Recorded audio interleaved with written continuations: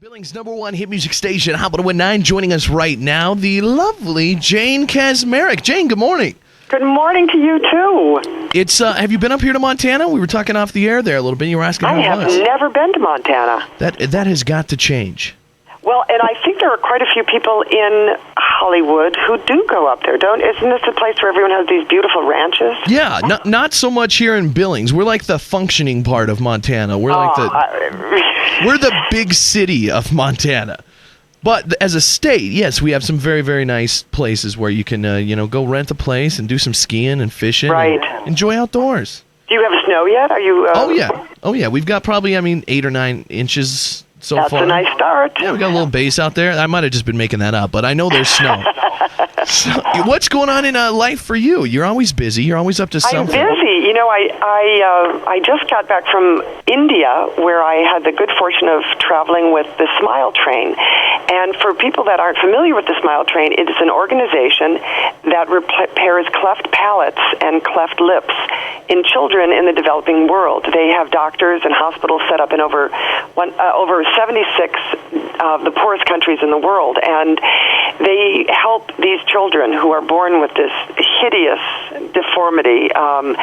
In India, we were meeting people who made maybe $2 a day, and never in a lifetime could they ever expect to fix their children's faces. Smile Train, for $250 from a donation from someone, can fix a child's face free of charge to this family. They've done over 500,000 of these cleft palate repairs around the world in the last 10 years. And, to see these people couldn't even wrap their brains around the idea that someone was willing to do this for their children.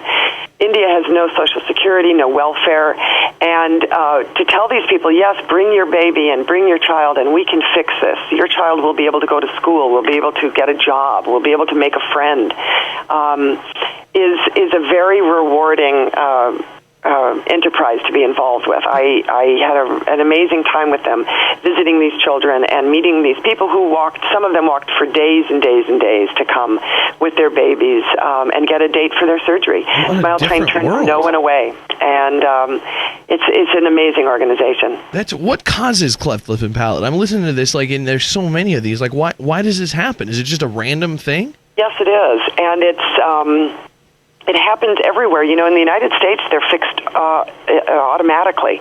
When a baby is about 3 months old, usually they can start doing the surgeries, but we never see them here because they're fixed right away.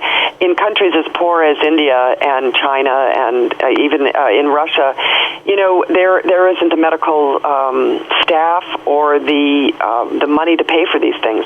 And since Smile Train realized that this is something that is corrected relatively easily, most of them, and they train doctors in these countries, and so it's an ongoing procedure. The doctors the doctors we met are Indian doctors, and they continue doing this.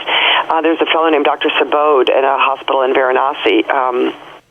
He has an entire hospital. All he does is cleft palates for the Smile Train. Wow. They will do 50,000 cleft repairs in India this year. They are now so successful at doing the clefts that they are getting into the backlog of children and teenagers, people who never had these done when they were children. And their goal is to eradicate clefts. If you can get them done when they're small children, the way they do in the United States, we're not going to see this in countries like India as often as you do. That's awesome. What a cool cause. And how, before we get on to talking about other stuff here, if people want to, support Smile Train, how can they do that? They should go to smiletrain.org, and you get all the information you need. And any amount is appreciated. I know it's tough times for everybody right now, but you go to a country like India, and that poverty is just grinding. We live in the wealthiest country. We're the richest people in the wealthiest country that ever in the history of the world. We are, no matter how bad things get here, we are just miles ahead of places like this. So I feel very blessed and very lucky that my life has turned out as well as it has, that I have healthy children, and it makes me really happy to be able to give back in this way. Very cool. Obviously, a lot of people know you as the mom from Malcolm in the Middle. Then you did Raising the Bar. You're the judge on The Simpsons. You got a lot going on. What's next? Raising the Bar is done. Yes, I have 3 children, 12, almost 10, and 7. And, I really like being with my kids. I love being home when they come home after school. I love being there. I love making supper with them. I really like being home. I worked as an actress for a long, long time. I had my babies very late in life. I was in my 40s when I had all 3 of them. And, I'm 54, and I like to stick around, so I'm being very selective about work. I look forward to working, and in some capacity, but I think Malcolm in the Middle was my big.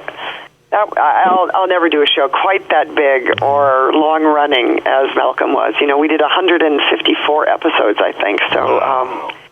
Do you like to go back and watch those? I mean, if they're on TV or something, will you stop and watch it, or is it? I can't believe my kids watched it, and I will sit down on the couch with them and watch these things and remember how much fun they were to do.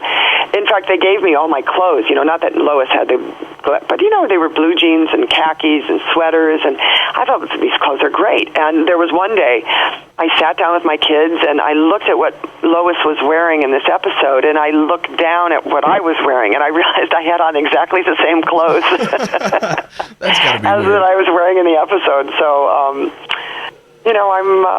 I'm a pretty casual person most of the time, but yeah, I enjoy watching them tremendously, and I think that they're on now in reruns so much that people are watching them more than almost they did when they were new episodes. Yeah.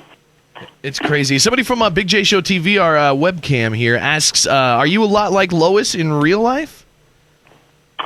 I do like things done a certain way. I suppose Lois and I have that in common. I'm not as frazzled as Lois is. Lois worked a full-time job with nobody to help babysit or help cook or clean her house. I think maybe if Lois had a cleaning lady once a week, she would have been nicer to those kids. But I understand exactly where she was coming from in the kind of dire straits that family lived in.